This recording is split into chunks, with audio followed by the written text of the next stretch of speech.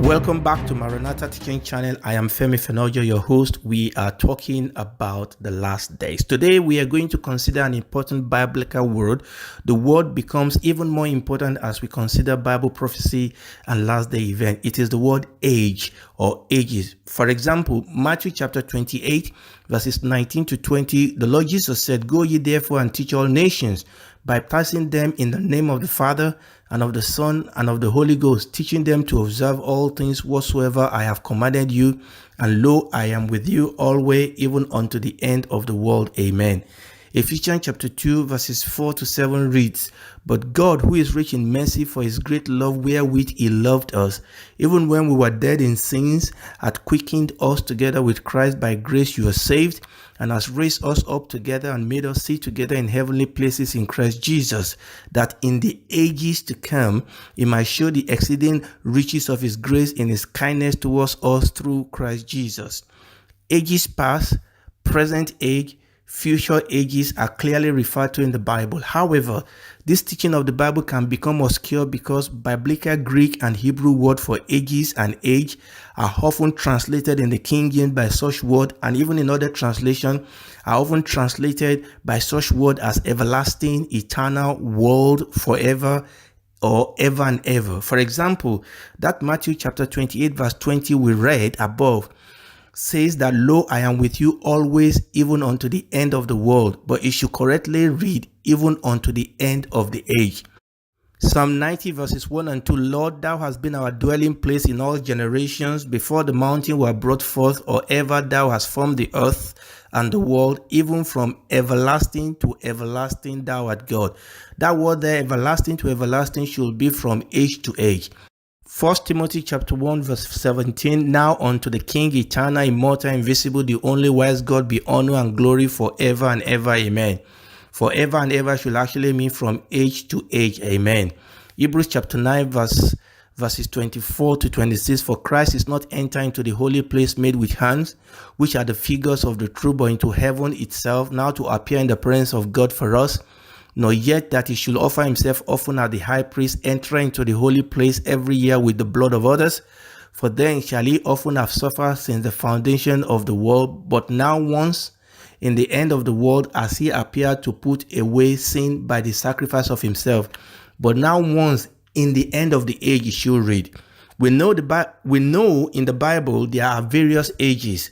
There are ages that pertain to the people of Israel, certain times when things will happen to them and other times when they will not happen. There are ages that pertain to the Gentiles. There are even ages that pertain to angels. There are ages that pertain to the Son of God while he was here on earth and what he will do in the future. The Septuagint and New Testament Greek word for age or ages is aeon, and it corresponds to the Hebrew word olam of the Old Testament. An age is an epoch of time. It is an undefined period of history over which God rules. So an age means a time period, usually very long, but it does not have to be long, that has a beginning, it has a middle part, and it has an end. This is the most important thing. An age has an end. The boundless future, eternity, forever and ever, may be regarded as an unending series of ages. Matthew chapter 12 verses 31 and 32 tells us, "Wherefore I say unto you," the Lord Jesus said, "all manner of sin and blasphemy shall be forgiven unto men, but the blaspheming against the Holy Ghost shall not be forgiven unto men. And whosoever speaketh a word against the Son of Man, it shall be forgiven him." Now note, "But whosoever speaketh against the Holy Ghost, it shall not be forgiven him, neither in this world," or neither in this age, "neither in the world," or in the age to come. Matthew chapter 13 verses 47 to 50, "Again, the kingdom of heaven is like unto a net that was cast into the sea, and gathered of every kind, which when it was full, they drew to shore and sat down, and gathered the good into vessels, but cast the bad away. So shall it be at the end of the world," or at the end of the age. "The angels shall come forth and sever the wicked from among the just, and shall cast them into the furnace of fire, and there shall be wailing and gnashing of teeth." From these scriptures I've just read, we learn four things: that the Lord Jesus clearly distinguishes between the present age and the age to come. Number 2, that this present age is the period previous to the second coming of the Lord Jesus Christ. Number 3, we are now living in the present age, and this age will definitely end just like every other ages. Number 4, the age to come is the period after the second coming of the Messiah. The disciple, in their question on Mount Olivet, which we have referred to in previous teaching, definitely connected the second coming of the Lord Jesus Christ to the end of this present age. We read it again, Matthew chapter 24, verse 3. As the Lord Jesus sat upon Mount Olives, the disciple came unto him privately, saying, Tell us, when shall this thing be, and what shall be the sign of thy coming and of the end of the world? In a broad sense, the phrase this present age refers to the period from the flood of Noah to the second coming of the Messiah. In a specific sense, from the Jewish perspective and Jewish eschatology, this present age will parallel the times of the Gentiles. This is the period when Israel is dominated by Gentile world powers, during which time Israel is waiting and longing for their Messiah to come and deliver them permanently from their oppression and oppressor. From the church perspective and eschatology, the focus of this present age is the period between the first and the second coming of our Lord Jesus Christ.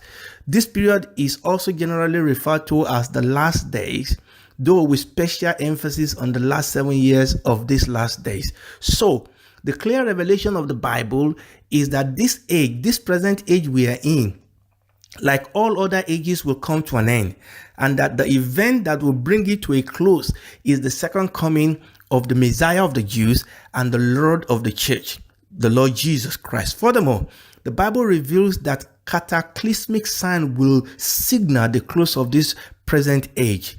These are the signs of thy coming, the disciples were asking the Lord Jesus on Mount Olivet. But why will this age end in the outpouring of the anger and the judgment of God? Ephesians chapter 2 verses 1 to 3, and you had it quickened, who were dead in trespasses and sin, wherein in time past you walk according to the course of this world, according to the prince of the power of the air, and the spirit that now walketh in the children of disobedience, among whom also we all had our conversation in time past, in the lust of our flesh, fulfilling the desire of the flesh and of the mind, and were by nature the children of wrath, even as others. 2 Corinthians chapter 4 verses 3 and 4.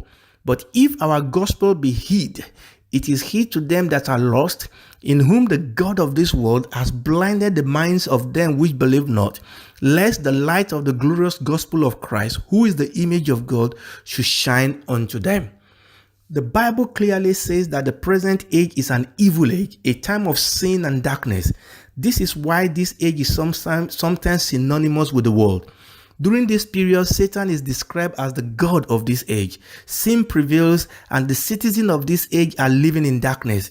There is no suggestion in the word of God that this age will become better as it continues. This age is evil and will become more evil as it progresses towards the end. Men will take side against Christ, and they will take side with Satan. Ultimately, the spirit of this present age is that of a rebellion against God, against his Christ, against the kingdom of God. This attitude and this spirit of the world will ultimately, this attitude and this spirit of the age will ultimately be embodied in the last 7 years of this present evil age in a man called the Antichrist. 1 John chapter 2, verses 18, 22, and 23. Little children, it is the last time. And as you have heard that the Antichrist shall come, even now there are many Antichrists, whereby we know that it is the last time. Verse 22. Who is a liar? But he that denieth that Jesus is the Christ. He is the Antichrist that denieth the Father and the Son. Whosoever denieth the Son, the same has not the Father, but he that acknowledges the Son has the Father also. What I have described so far is a major feature of this present age.